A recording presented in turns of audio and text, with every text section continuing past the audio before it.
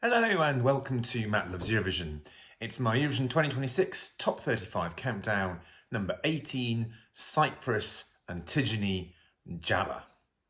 Please do click on the subscribe button, ring that notification bell, and like, share, and comment below. So we head back to the extreme southeast corner of Europe for my number 18. It is the warm island of Cyprus.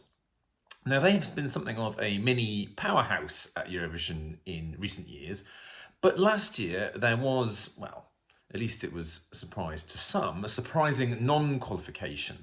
Though I think I was probably a little bit less surprised, as I do think that the chances of that song had been overstated, partly by the delegation, and it was a bit of a messy performance. But they're returning to the tried and tested safety zone. It is an up-tempo female kind of ethnobop with a singer that is born outside Cyprus. Theo Evan, who was the artist last year, he was a rare Cypriot-born artist. So can English Cypriot Antigoni live up to expectations and get a top result for Cyprus? Now, Brit Antigoni Buxton, known mononymously as Antigoni, she was born in London and she's the daughter of TV host Tonya Buxton, who is also a restaurateur. She's also written several food recipe books, food books. She's a food writer.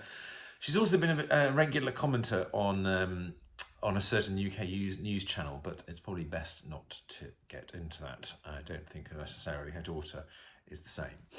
Now, Antigoni is a singer-songwriter. She's released music since 2019, although it hasn't really been sort of charting music, or until now. She'll be best known to UK audiences as having participated in the 8th season of Love Island, not something I personally watch, I have to confess. And she was internally selected to represent Cyprus, and I think, and people can correct me in the comments, she was either the first or one of the very first to be announced as the selection, although obviously we didn't get the song till much later. Now, her song, Jalla, is almost a classic of that Eurovision genre. Up-tempo, summery, ethnic pop, featuring local and regional instrumentation, catchy hooks and choruses. There's been many, many of these in the past. And Antigoni is one of the co-writers of the song, of which there also seem to be quite a large number of co-writers. It's largely sung in English, but drops in some lines or indeed individual words in Greek. And the title of the song, which is obviously used a lot in the lyrics, Jalla, comes from a Cypriot dialect. So it does give it a proper rooted in Cyprus itself. I've not got, I'll be honest, a huge level of analysis or critique to go into this. It's very much what it is. It's enjoyable, it's catchy, identifiably from that region. And while it's not a song with necessarily the deepest of meanings, it's a good party song. And a good contest song as well.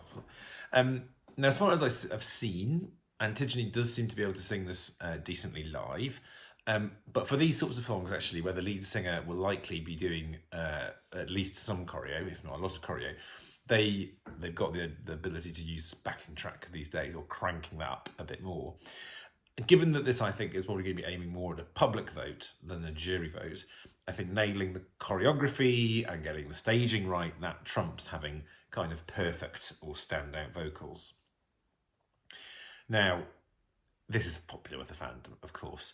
It's high up on the Eurovision scoreboard, although currently, as I record this, it is being pushed close by Romania. And in Boom Bang a Bang, the RVT in London, this predictably finished in the top 4, but that is a very, very distinct demographic there. Does this mean, though, that it will easily qualify? Well, in this semi, which is a tough semi, there are fewer up-tempo songs, unlike in the first semi where there's a ton of them.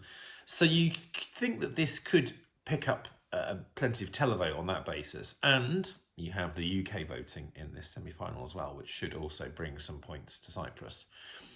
There is some thought, though, that with Bulgaria in this semi-final, which is a similar type of song, type of artist, you might not get both qualifying. You might get one or the other, but not both. Now, if you look at the betting odds for the qualifying, they are very close together, which perhaps supports the idea that it's a bit of a flip-up between the two. Bulgaria does open the semi-final, though, and televote-wise, that can sometimes mean being a bit forgotten, although Cyprus also runs very early in the second half. I do think it is possible for both to go through, But I think it's going to come down to maybe the slickness of the staging and the production values as well. Now, last year, those aspects I think were Cyprus's downfall. But I would wager that they have learned from that, and we will see something a lot more impressive this year. Whether or not that'll be enough to qualify, probably, but we'll see at the contest. Let me know what you think, what the chances are of what will happen if Antigoni does qualify, how we should do in the final. Do let me know in the comments as always, and we'll see you again soon. Take care.